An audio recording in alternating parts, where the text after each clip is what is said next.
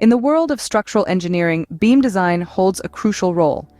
These are not just simple members of a structure, but flexural members that bend under load, carrying both bending moment and shear force. They are the unsung heroes, shouldering the weight and keeping structures firmly in place. The design of these reinforced concrete beams is an intricate process, involving a vast range of methods and considerations. It's like a delicate dance between forces, bending moment, shear force, and torsion. And the dance floor? The concrete, which is assumed to withstand compressive loads only, leaving the tension to be carried by reinforcements. This dance is guided by a set of careful calculations to ensure the maximum moment developed in each beam doesn't exceed the permissible stresses.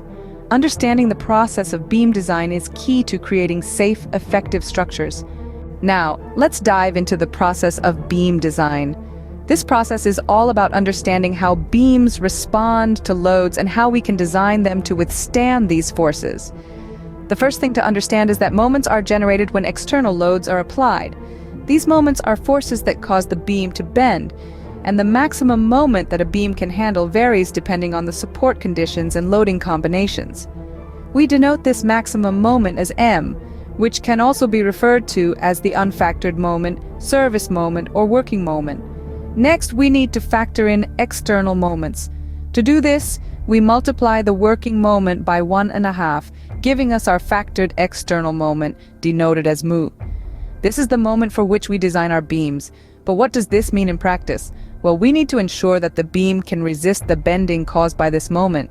This is where the concept of the moment of resistance comes in. The moment of resistance is the algebraic sum of moments of internal forces, both compressive and tensile, developed in the cross-section due to bending. In an equilibrium condition, a section's moment of resistance equals the applied bending moment at that section. This moment of resistance corresponds to the maximum permissible stresses in the material, also known as the limiting moment of resistance. This is the maximum bending moment that the section can withstand without exceeding the permissible stresses. So during the design of beams, we need to ensure that the externally applied moment is always less than or equal to the internal moment of resistance. In a nutshell, the process of beam design is about understanding how beams bend under load and designing them to withstand these forces. It involves calculating moments, factoring in external moments, understanding the moment of resistance, and ensuring that the design can withstand the forces it will face.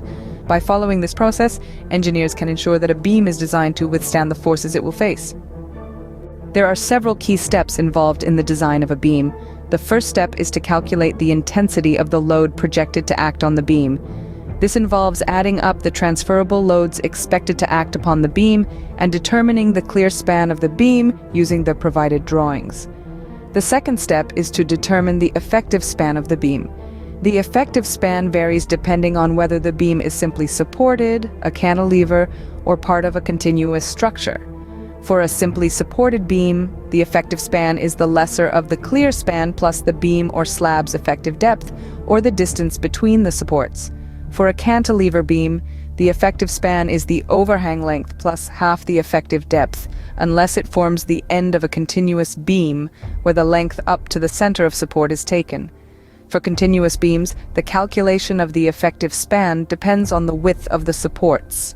If the width of the supports is less than 1/12 of the clear span, the effective span is calculated in the same way as for a simply supported beam. If the width of the support exceeds 1/12 of the clear span, or 600 millimeters, whichever is less, the effective span is calculated differently for the end span, with one end fixed and the other continuous, or for intermediate spans. The final step is to ensure that the externally applied moment is always less than or equal to the internal moment of resistance. This is crucial for ensuring that the beam can withstand the maximum bending moment without exceeding the permissible stresses. By carefully following these steps, engineers can create beams that are both safe and effective. In conclusion, the design of beams is a complex but crucial aspect of structural engineering. It hinges on balancing three key factors: bending moment, shear force, and torsion. To design a beam, we calculate the maximum moment, or the highest stress a beam can handle, and ensure it's equal to or less than the beam's moment of resistance. The process involves several steps, including calculating the load intensity and determining the effective span. By understanding these concepts, anyone can gain a deeper appreciation for the work that goes into creating the structures that surround us every day.